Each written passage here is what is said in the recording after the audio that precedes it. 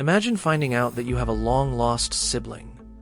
Would you be excited to meet them, scared, or content to continue living life without ever connecting? That's the decision that one woman had to make when she discovered a branch in her family tree that she didn't even know existed. Growing up with siblings can be considered a blessing or a curse, depending on who you ask. Most people are generally thankful for the experience to grow up alongside a brother or sister. Thanks to ancestry tracing websites like Ancestry.com and MyHeritage.com, people around the world are digging up their family histories in ways they never thought possible.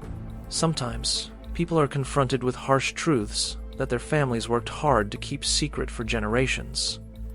There are countless stories about people reconnecting with distant family members around the world.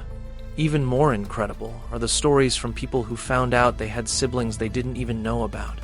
But before we continue, smash the like button, subscribe, and ring the bell so you never miss our upcoming stories. Two women grew up in adoptive families thinking they were only children. The women had both been adopted at young ages, and McLaughlin was raised in Detroit, while Ward's adoptive family lived in Pittsburgh. Coincidentally, Ward's adoptive family often visited relatives in Michigan, and McLaughlin's adoptive family took frequent trips to Pittsburgh for the same reason. The two young girls lived very similar lives, quite close to one another. It would take the women 55 years to learn that they were siblings and seek each other out. Ward had always known that her biological mother gave her up for adoption when she was an infant. Since she didn't know much about her biological mom, Ward had often wondered about her ethnic heritage. In 2018, she gifted herself a DNA testing and a genealogy search through MyHeritage.com. Speaking with people, Ward explained that when she went looking for family members, she expected to find her mom and dad, but never thought of siblings. When the DNA research results came back, Ward was connected with a potential cousin. The cousin Ward was put in contact with directed her to a potential half-sister, which left her feeling excited and hopeful. McLaughlin, 56, is a former special education teacher living in Arkansas. She unexpectedly received a message request from the MyHeritage website sent by Ward. McLaughlin admits that when she received Ward's message explaining that they were half-sisters, she was skeptical. "I had been told all along that I was an only child," McLaughlin said. McLaughlin's relationship with their biological mother was much more complicated. Their mother had attempted to raise McLaughlin. One day, she dropped the young girl off at the babysitter and didn't return. McLaughlin recalls being curious about her family at an early age. "From the time I was about 10, I started reaching out to the white pages in my community, looking for somebody with the same last name, the paternal last name. Since McLaughlin was looking for relatives who shared her father's last name, she never discovered that her mom had another daughter. She said, 'There's always been a curiosity there, but I never in a million years thought I had a sister.' When the women connected on social media, their immediate bond and creepy similarities were hard to ignore.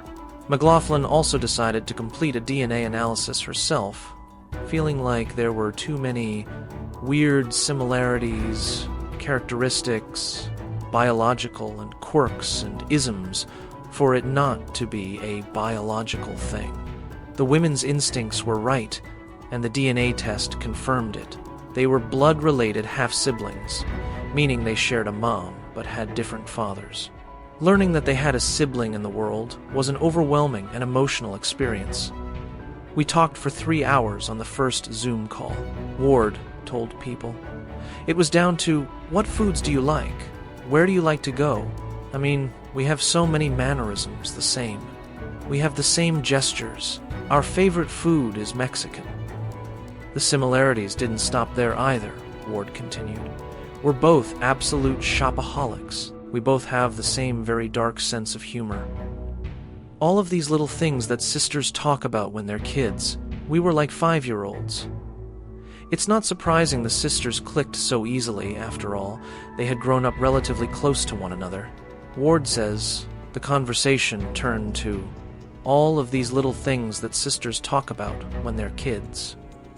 At one point during a chat, the sisters uncovered that during their childhood, They had both stayed in the same neighborhood in Michigan, in houses that were merely 15 minutes apart.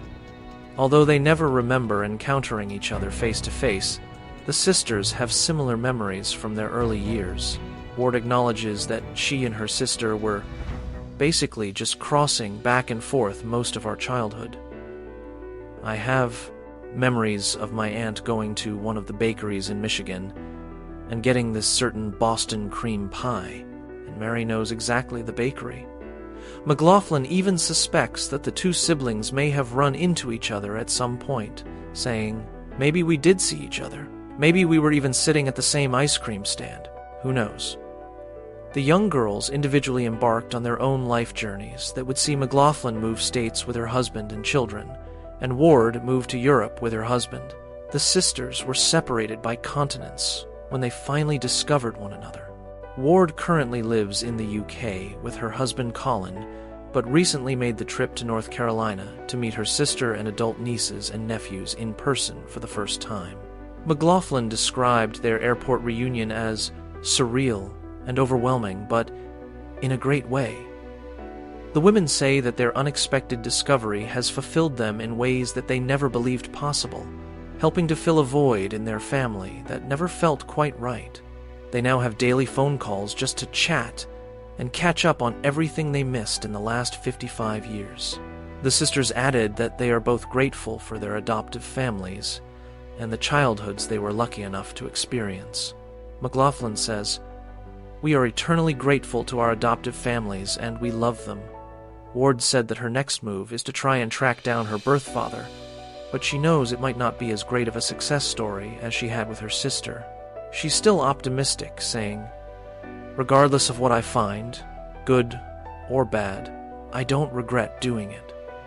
The sisters encourage anyone with adoption in their family tree to give it a go, meaning look into their family's unknown past.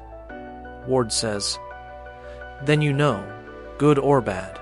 You don't have to wonder what the answer is for the rest of your life."